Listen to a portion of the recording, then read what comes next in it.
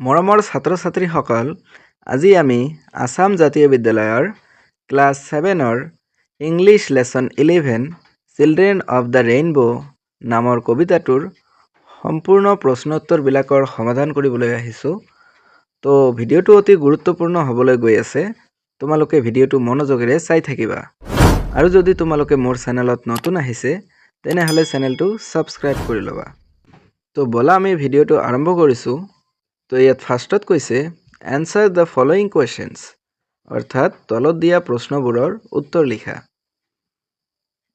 1 নম্বৰ কুৱেশ্যনটো আছে who is the poet of the poem children of the rainbow, অৰ্থাৎ চিলড্ৰেন অফ দ্য ৰেইনবো নামৰ কবিতাটোৰ কবি কোন? ইয়াৰ এনসাৰটো হ'ব C J Heck is the poet of the poem children of the rainbow, অৰ্থাৎ চিলড্ৰেন অফ দ্য ৰেইনবো নামৰ কবিতাটোৰ কবি হ'ল চি জে হেক। 2 নম্বৰ কুৱেশ্যনটো আছে about whom is the poet talking to her grandmother, অৰ্থাৎ কবিয়ে তেওঁৰ আইতাকক কাৰ বিষয়ে কথা পাতি আছিল? ইয়াৰ এনসাৰটো হ'ব the poet is talking about a dark girl to her grandmother, অৰ্থাৎ কবিয়ে তেওঁৰ আইতাকক এজনী কুৎসিত দেখিবলৈ ছোৱালীৰ বিষয়ে কথা পাতি আছিল। 3 নম্বৰ কুৱেশ্যনটো আছে হোৱাই ডু দ্য আদাৰ চিলড্ৰেন টিচ দ্য গাৰ্ল, অৰ্থাৎ কিয় বেলেগ ল'ৰা ছোৱালীবিলাকে এই ছোৱালীজনীক জোকাই থাকে? ইয়াৰ এনসাৰটো হ'ব দ্য আদাৰ চিলড্ৰেন টিচ the girl because her skin is different colour and looking dark, অৰ্থাৎ অইন ল'ৰা ছোৱালীবিলাকে এই ছোৱালীজনীক জোকাই থাকে কাৰণ তাইৰ বৰণটো বেলেগ ধৰণৰ আৰু তাইক দেখিবলৈ বৰ কুৎসিত। 4 নম্বৰ কুৱেশ্যনটো আছে হোৱাট ডাজ দ্য গ্ৰাণ্ডমাদাৰ চে এবাউট দ্য চিলড্ৰেন, অৰ্থাৎ আইতাকে শিশুসকলৰ বিষয়ে কি কয়? ইয়াৰ এনসাৰটো হ'ব the grandmother said that life of a children are rainbow, অৰ্থাৎ আইতাকে কৈছিল যে শিশুসকলৰ জীৱনটো ৰামধেনুৰ দৰে।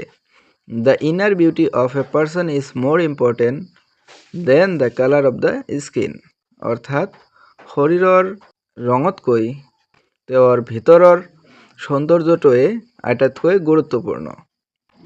5 নম্বৰ কুৱেশ্যনটো আছে I think that's her frown, what does the poet say in this line? তো কবিয়ে কৈছে এই লাইনটোত পয়েটে কি কৈছে? তো এইটো এটা ষ্টেঞ্জা তুলি দিয়া হৈছে। তো ইয়াৰ এনসাৰটো হ'ব I think she looks just beautiful, অৰ্থাৎ মই ভাবোঁ যে তাই বহুত ধুনীয়া। Her skin is chocolate brown, তাইৰ ছালটো চকলেট ব্ৰাউন কালাৰৰ। She is the nicest girl I have ever met, অৰ্থাৎ মোৰ দেখা আটাইতকৈ ধুনীয়া ছোৱালী তাই। And it's sad to see her frown, আৰু তেওঁৰ ভুৰু কোচাই থকাটোৱে মোক দুখিত কৰে। 6 নম্বৰ কুৱেশ্যনটো আছে right rhyming words from the poem, অৰ্থাৎ কবিতাটোৰ পৰা কিছুমান ৰাইমিং ৱৰ্ড লিখা।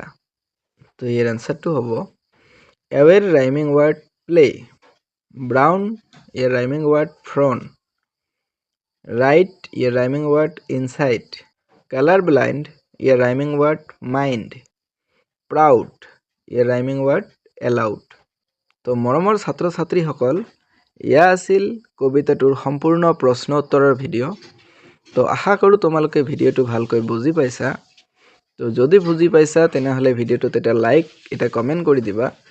আৰু যদি এই কবিতাটোৰ অসমীয়া ভিডিঅ' বা টেন্স কাক বোলে এইটো ভিডিঅ' চাব বিচৰা তেনেহ'লে ছাইডত দুটা থাম্বনেইল আহিছে, তোমালোকে তাত ক্লিক কৰি ভিডিঅ' দুটা চাব পাৰা। ধন্যবাদ।